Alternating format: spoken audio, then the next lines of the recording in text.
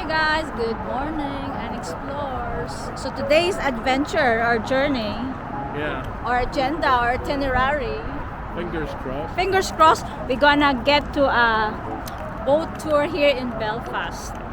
What's it called that? The Lagan Lady Tours. Lagan Lady Tours. So come and join us today. See ya!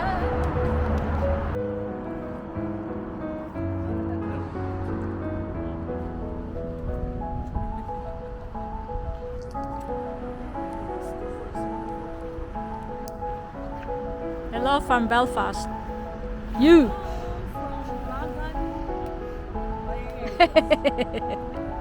Belfast City Centre, the big fish. Say the big. Well, Here at the Belfast big fish. Big Fish. Yes. At your back, that's the big fish. There's What's his name? we had an organic coffee. This is cappuccino. And Victor is having a latte, right? Flat white. Cheers. No. Cheers, cheers! We're just waiting for the boat at 2 o'clock.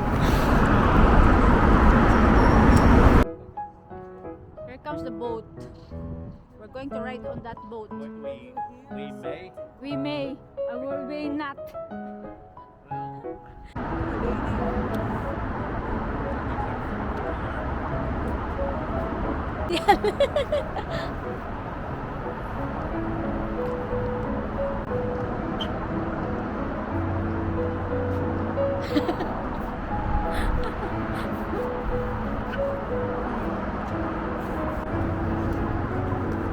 We're now heading to the boat.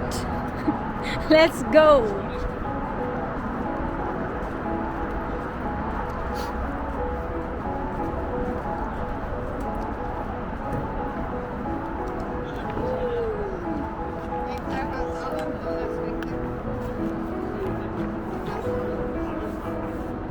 Hiya. How you doing? I have him sitting in there waiting on you. Oh, good. Did you like the card? You're right with Sketcher. Aye, that's it. And did you see Harry?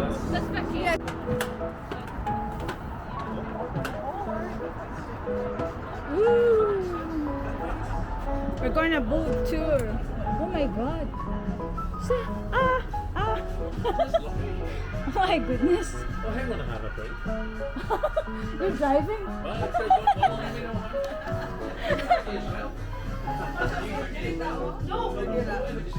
I think nice direct ito.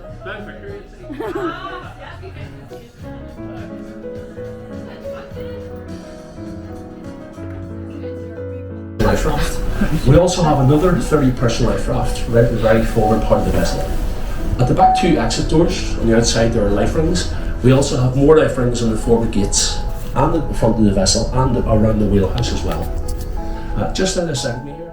Now, most importantly, at the very back of the craft, inside the little wooden cupboards, in there are located all of our life jackets.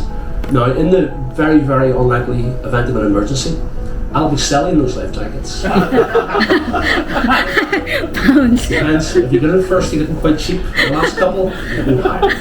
We do take cash, card, everything. So we'll issue those out free of charge, of course. We'll make sure that they're all correctly fitted, and we'll show you how to operate them as well. They are identical to the ones you would have on an aircraft, so you might be familiar with them when they go on, but we'll fit them for you. The only difference being is that when we use our life jackets, we'll still be alive. We're not going to be alive from 45,000 feet. We're into the life raft. In the centre of the vessel are 2 little toilets. They are ship's toilets, nothing quite like what you have at home. They are adequate for being on the vessel. Just be sparing with the tissues because they're very easy to block up. There's a wee bit in there around if need be. If you want to walk around the vessel at any time, you can do. Just go through the forward doors here onto the forward decks. There's a speaker out there as well, so you can hear outside as well.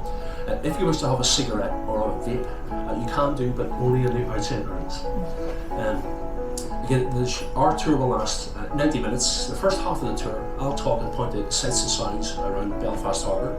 On the last 45 minutes, we'll put some music on and we'll just enjoy the rest of the cruise back in.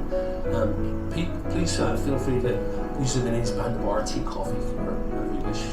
Titanic whiskies, Guinness. I've tried all this morning. I always make sure I try everything in that bar first before the customers get it. But and again, if you need or want anything, just come and ask them. I'm very happy to help.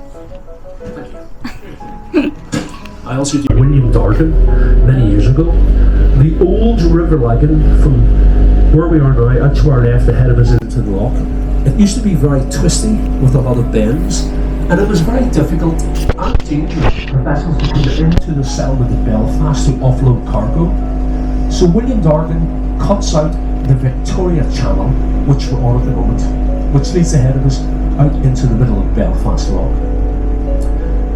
Now, as we progress further on down, we're going to go under two bridges. The first small bridge, the concrete bridges. The first bridge is called the William Dargan Railway Bridge, obviously carrying the railway across the River Lagan, named after William Dargan, the man who cuts out the Victoria Channel. The second bridge is the Lagan Bridge. It carries the M3 motorway from the County Antrim on our left, over the River Lagan to the County of Down over on our right hand side. But these bridges also mark a boundary. We are now entering Belfast Harbour, the port of Belfast. Now, we are quite unique in the fact that here in Belfast, we are a trust port. That means that the people of Northern Ireland actually they own the port of Belfast. It is not Belfast Council. It is not businessmen who divide the money up between shareholders. All of the money earned in Belfast Harbour is managed by the Belfast Harbour Commissioners. They're a group of people who maintain the port of Belfast on behalf of the people of Northern Ireland. Belfast Harbour have their own police force that maintain the port. They are the oldest police force in the whole of Ireland, or the oldest continuous running police force in the whole of Ireland. They can trace their lineage right back to when Sir Robert Peel over in England, the ex-Prime Minister, he forms the Metropolitan Police, the new branch of the regulated police force over in England, and we can trace our lineage back to that same time. And indeed, it is Sir Robert Peel who the police get their nicknames after. You'll see a lovely old orange sandstone building with a large great clock tower on the roof. That's the Harbour Commissioner's office. That's where the commissioners run the port of Belfast on our behalf.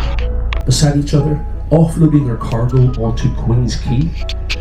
Out to our left hand side, or the port side of the vessel, this is Donegal Quay.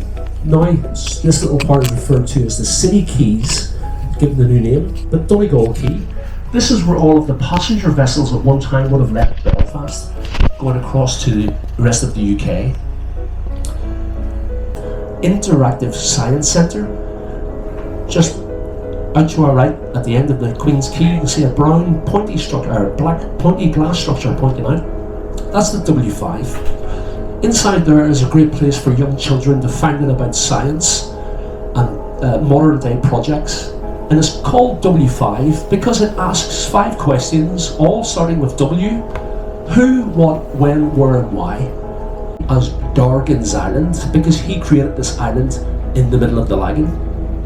It was only accessible by boat, and indeed it was turned into a pleasure sort of park, a lovely little island, and then it was renamed Queen's Island. This then becomes home of shipbuilding in Belfast. It joins the mainland, and we have the likes of Harland and Wolff then coming onto the island. Now, when we think back to the turn of the century, there is a great ongoing competition inside this sort of mostly in clear view. That one is called Goliath. He was built first in 1969. He was followed of Harland and Wolff. Inside here, all of the great names you can associate with the building of Titanic would have had their main offices, the general offices of Harland and Wolff. Now today we have turned the buildings into a beautiful boutique hotel. The view as well. These buildings are the drawing offices of Harland and Wolff, and that's where the designers came up with all of the plans for the great ships, the Olympic liners. And you would have had Thomas Andrews, the great designer, in there with his, as he called them, his great fellows, all planning out the designs of the ships. It's the stern or the back of the Titanic. So out to our right hand side, the green handrail at the end, that's the back of Titanic.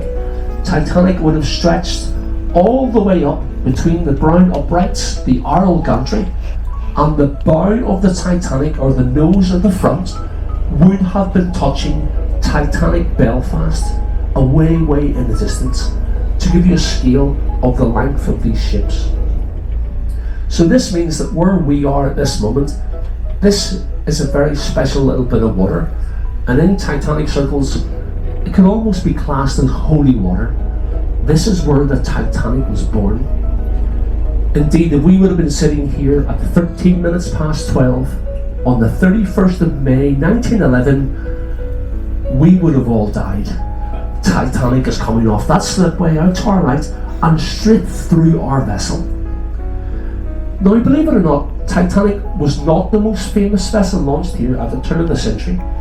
The most famous vessel was the Olympic. If you look across to the left-hand side, the slipway on the left, that is the Olympic Titanic, until after she actually sank. Up until she sank, she was basically the poor sister. Now, there was also a third sister launched here, again off the left-hand slipway. She was getting called the Gigantic. That was going to be her name, the Gigantic. But after Titanic sank, Harland and Wolff thought, well, that name Gigantic, it's not fit or proper to call a vessel such a great name after the terrible loss of the Titanic. In 1914, the three Olympic liners, the biggest the world had ever seen, the Olympic, the Titanic, and the Britannic. Now, only the first part of their build is on the slipways. There are the further two stages I'll point out later on.